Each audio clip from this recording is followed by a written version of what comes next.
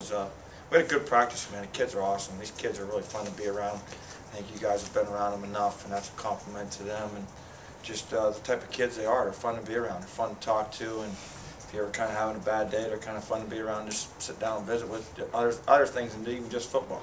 Coach, with that being said, how much more time are you spending with the defense this year? It's something that I think that as a head coach, when you come into a program, obviously, I think you want to establish your area of specialty, and being an offensive coach, I felt like last year I wanted to make sure that I had a good grasp on what we were doing offensively, and some things were there, and wanted to make sure we were doing things kind of the way that I expected them to be done. Much like most head coaches, they're either offense or defense. And then I think after the first year, I think you have to kind of become more of a head coach, and maybe look at all phases, not just offense and special teams, but get a little bit more involved in defense. And I think it sends a message to your players that that other side of the ball is important too. I've been on staffs where you'll have a head coach that's primarily on one side of the football, and I think the other side of the football somewhat feels neglected, and they don't maybe realize or the importance is stressed as far as it being a team game, all three phases. And we've seen an example of that, obviously in recent coaching changes. So we just need to be involved in all sides of the game. What's some of the obstacles you got to overcome on the road? Because they say it's so tough to win in this league. Well, I think the first thing that stands up, right there is the travel. There's no way around it. You're getting up, you're leaving here at 8:39 in the morning, and you're not laying down to bed till about 10:30 at night. And you guys know what it's like when you travel somewhere for 6 or 7 hours. These guys work all week, practice all week, go to school all week, and then you got to travel. And then you get some rest, and then get up in the morning and go through your pregame routines, and then try to be ready to play. So that's the biggest thing that I see there. I think some of the other schools in the Midwest, they probably don't have as far to travel. Whereas where we are the furthest east of any school, so our travel is going to be somewhat of an obstacle. But I think if you address it, I addressed it yesterday. I told them the scenario, I told them the itinerary, I told them what it was going to be like, what it's like to travel. Just get all the negative and the complaining thoughts, and this locker room's hot, and this is a long trip, and this bed's not very nice, and all that. This is a business trip, and try to get all that out of the way, so that way you already have a vision of what you expect to happen.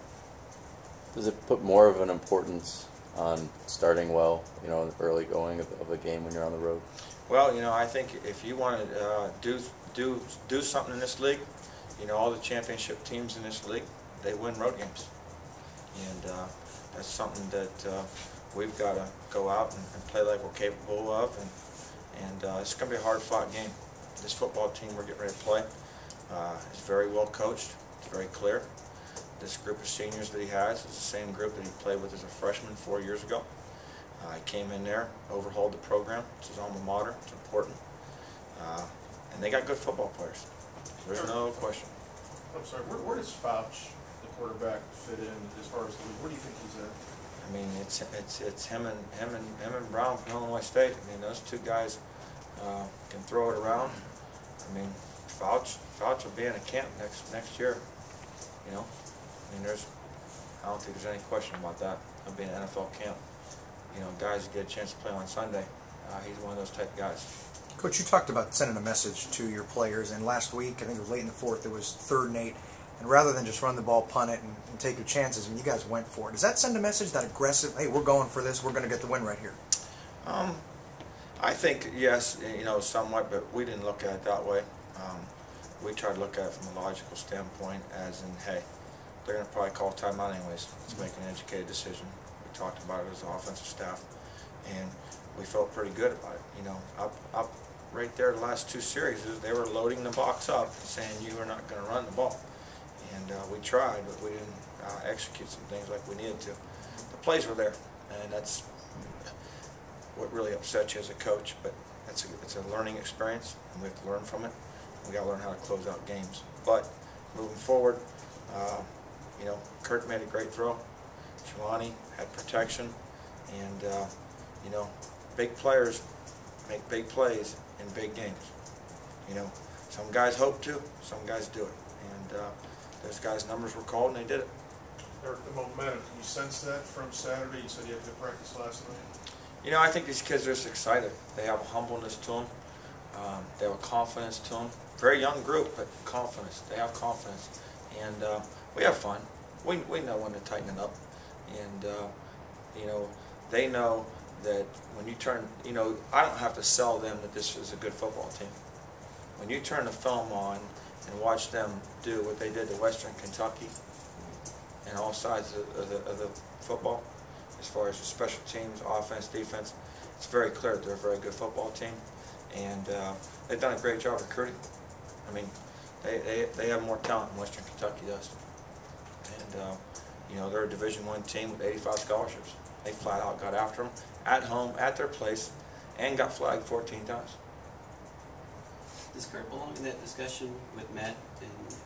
I mean, I don't think there's any doubt about that. I mean, you know, I think Kurt's a great quarterback, but we don't ever really talk about our own guys because we're a team around here. You know, we just kind of let everyone talk about everyone else as individuals. What's the biggest thing you'd like to see the defense improve on this week? Well, you know, I think that this team is going to come out and they have a lot of balance, and they seem more committed to running the football this year. And Bell's running the ball hard. He keeps his legs driving. He's running a lot harder than I think he did last year even. And they're getting some really good play out of their tight ends and tackles. I see them, you know, trying to out-gap you and wear you down. They're trying to play a physical brand of football. And it's going to be a physical football game. I mean, they are physically attacking you and coming out. I mean, you look at some of the early plays, even in the Penn State game, you see them come out and get after them a little bit. So they've become more of a physical football team. Is this a game where that depth, I mean, it'll help you every game, but it would really help you in a physical matchup? I think so. You know, we're going to have to rotate some guys through. We try to play 6 D linemen, 6, 7 defensive linemen there, and at linebacker we got 6 or 7 guys can play there too. So, you know, the key is I see them potentially trying to, you know, take control of time of possession, you know, and time of possession is always a big part of the game because you can't score if someone else has got the football. And we've seen that happen over and over again in various different games that we've had. You've had success at home, but now to translate that on the road, to get your first road win, what do these guys got to do? Well, I think we have to obviously have a good week of practice this week. I think there has to be a mindset. You know, you can't just jump on a bus and sit there and complain about the bus trip the whole way, and then when you get there, say this isn't a very nice hotel, and this isn't a very nice stadium, and this isn't a very nice locker room, and you know, get all the complaining out of the way now. I already set the table. They already know what it is, and we need to just go out and execute and play Youngstown brand football. And you know, it doesn't matter where we play. It's still 100 yards, and we're expected to play at a certain level in a certain way.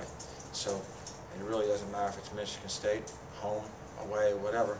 We're expected to play a certain way, and that's all we kind of talk about. You know, just what can we control? We can't control anything other than when that thing goes and when it's over. That's it.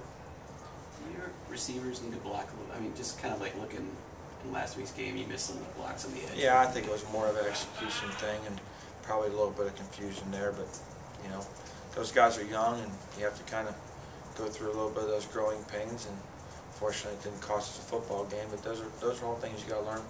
But our receivers have played well, so you can't really ever get on those guys. Those guys are good football players and going to be around here for a long time. You talked about your quarterback and the Illinois State quarterback kind of being 1-2 one way or the other. Based on that, how much does your approach to the way you'll play defense change from what you did last week? Well, I think it'll be a little bit different this week. I see more of a commitment out of different personnel groups and formations to run the football from them. I think you have to also kind of stay ahead of the game and realize that past 3 games they've seen some things that they probably are going to like.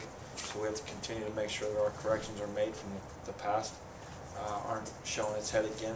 At the same time, try to be creative and get into what their minds are and look at the past where, you know, they have come to plays.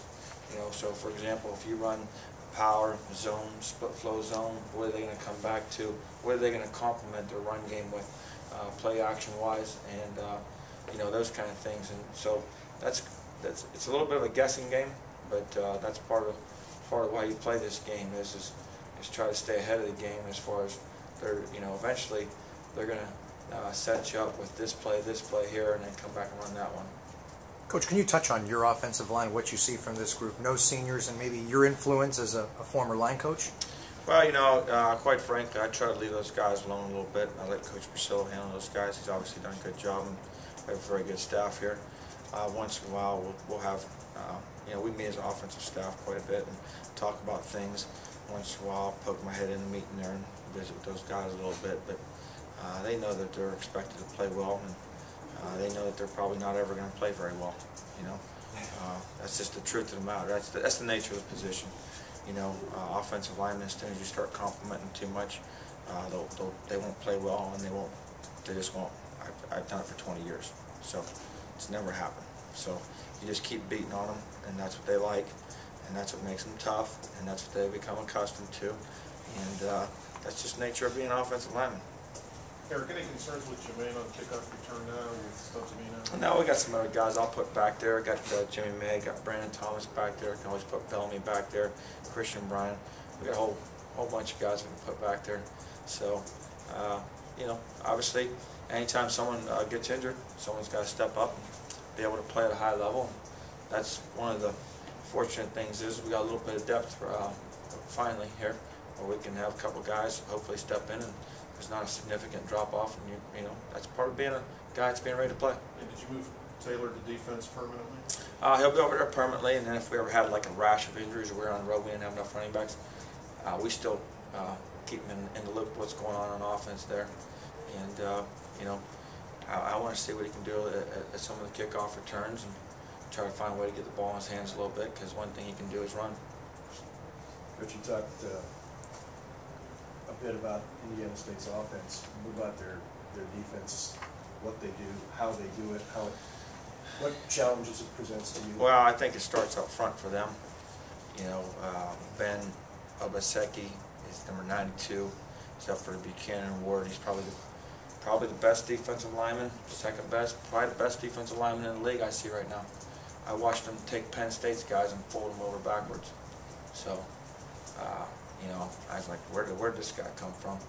And he's had a great summer. He's been trained properly. He's playing hard. He's playing at a high level. So you better know where he is at all times. And then, you know, what I see with their defense is they're 25. Right now, they're only giving up first downs on 25% of the time. So right now, on third down, they're 8 of 32. You know, that's a pretty good percentage as far as when you look at the past, you know, the course of the past 3 games there. So they've played well on third down. I think they run well at corner. They like to hit you at the safety position. Their linebackers are active. They mix and match some over and under fronts, a little bit of an odd front. They like to slant and move. They like to play certain things to certain formations and personnel groups. So, you know, I think it's just a flat-out sign of a team that runs very well. They take a lot of pride in getting 11 hats on the football, and I think they're well coached and they play hard.